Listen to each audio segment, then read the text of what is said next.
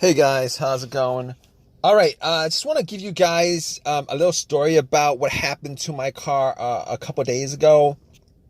So basically, what happened was the car was driving fine all day without any kind of issue, uh, and I went to Walmart, parked it there, went got something, came back, and out of nowhere, it wouldn't crank.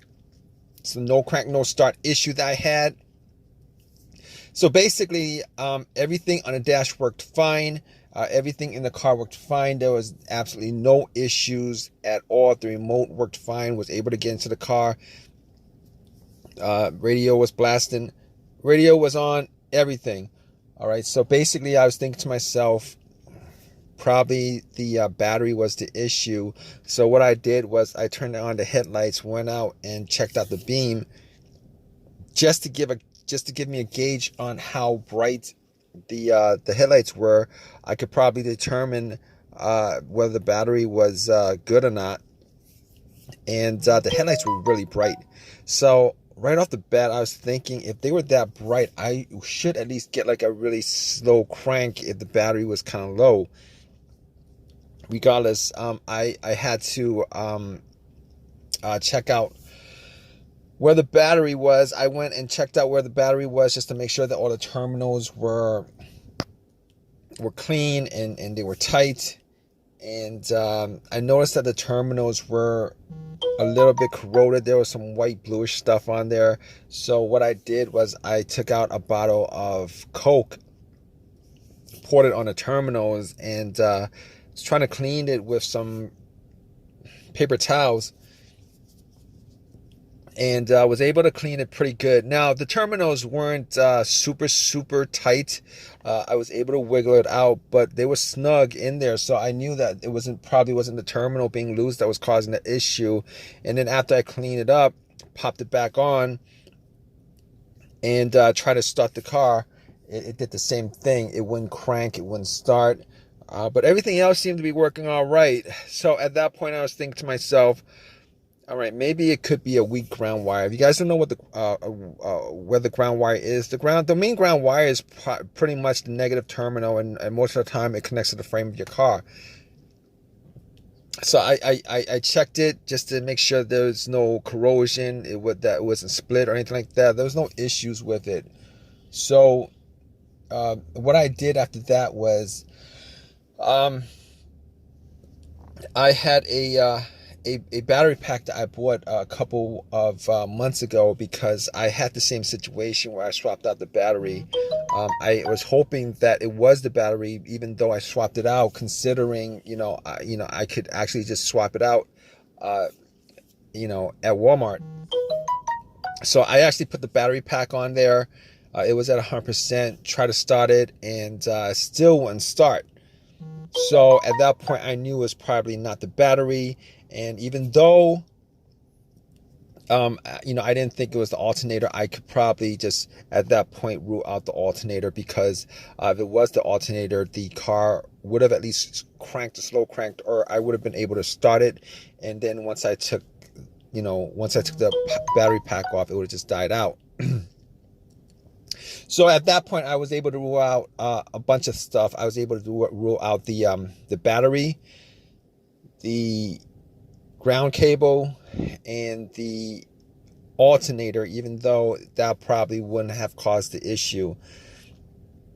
So after going through that, I was thinking to myself, could it be something? Could it be the car's computer ECU?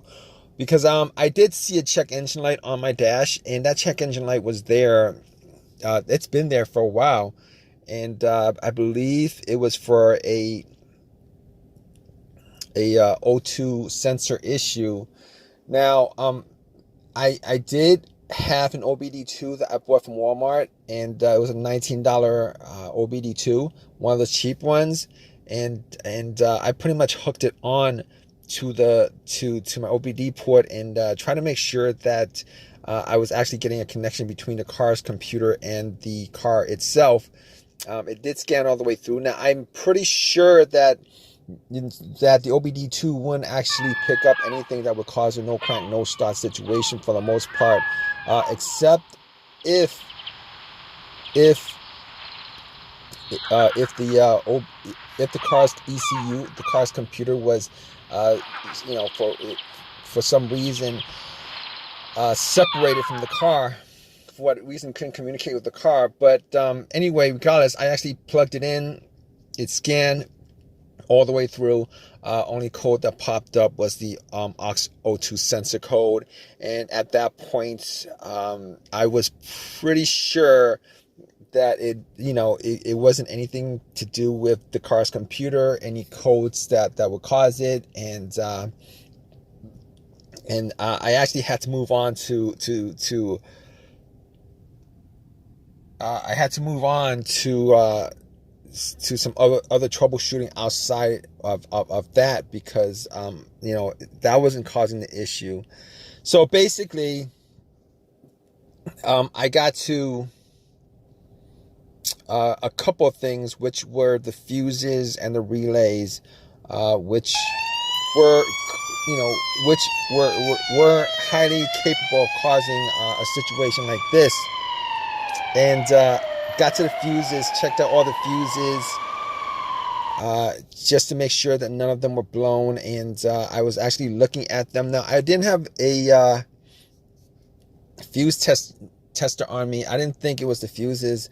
Now, the two situations that I've had where fuse would cause a situation like that, one of those situations was a Honda that I had where the main fuse blew, and I was getting no power throughout the whole entire car. The main fuse was the fuse that connected the battery to the fuse box itself. And that was the previous situation that I have, and I'm pretty sure that wasn't the same situation that I had, so I could rule that out, because I was getting power to everything except it wouldn't start.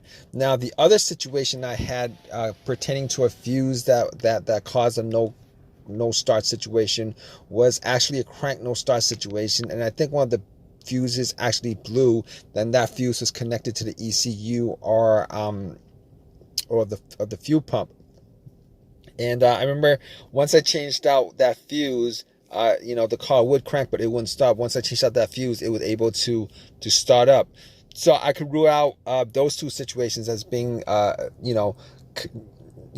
related to a fuse issue that would cause this situation that I had. So, so basically, I could rule those things, the fuses out, and the fuses were pretty clean. I didn't smell any kind of burnt smell, and didn't see any kind of brownish, anything brownish, and a brownish appearance on top. So at that point, I was able to kind of rule out the fuses, not at 100%, but I was able to rule out the fuses for the most part. So basically, at that point, I had a situation where I was maybe, it could have been the relays or the starter. That's what the two situations that came up. But I didn't think it was the starter, because I did switch out the starter about, I would say I switched out the starter about a year and a half ago, and that was, it seemed like it was a starter issue, but I didn't really want it to be a starter issue, considering I only put maybe like 20,000 miles on my car, and I think they should last a lot longer than that. But anyway, before I even went there, I looked at the relays, just to see whether they had issues or not. Now, I couldn't make out whether the relays had issues, but I did get to the starter relay. I pulled it out. It looked like it was a bit dirty or whatever, but I had some rubbing alcohol, put it on some paper towel, and wiped the connectors, put it back in, try to start it. It really didn't do anything. Didn't change up the situation. So I was thinking, it was a weird situation because it would click every time I would try to start the car. It would click, but it wouldn't crank. It wouldn't crank at all.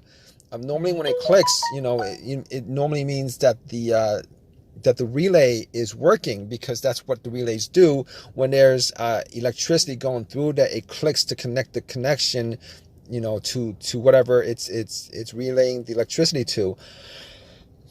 But regardless of that, I actually had another relay that I was able to swap out with that, and I actually was looking for another relay with the same, with a similar relay in the box, and I was actually able to find one. And what I did was I took that relay out, and I swapped it with that with the other relay, and I went back and tried to start it, and guess what? Bam! It started up. It worked without a problem, and at that point, I knew that it was the relay that was the problem. All right. So it was a pretty easy fix. I drove to AutoZone, which was within that whole shopping center. Swapped out the relay, and that was like 3 days ago. Haven't had a situation since. I've been driving the car, turning it on, off, for 3 days. Haven't had that situation at all. So just want to give you guys, just gonna give you guys that story of a quick fix that I had of my car. If you guys are in the same situation, you guys watching this video, hopefully you guys have an easy of a fix as I had on my car. You guys have a comment, leave your comment in the comment section. Please give me a thumbs up. Please subscribe. Like I said, if you guys are in the same situation, just go through the steps that I went through as far as trying to figure out, the situation with my car. And, you guys should be good as far as troubleshooting and diagnosing your particular problem. Take care, guys.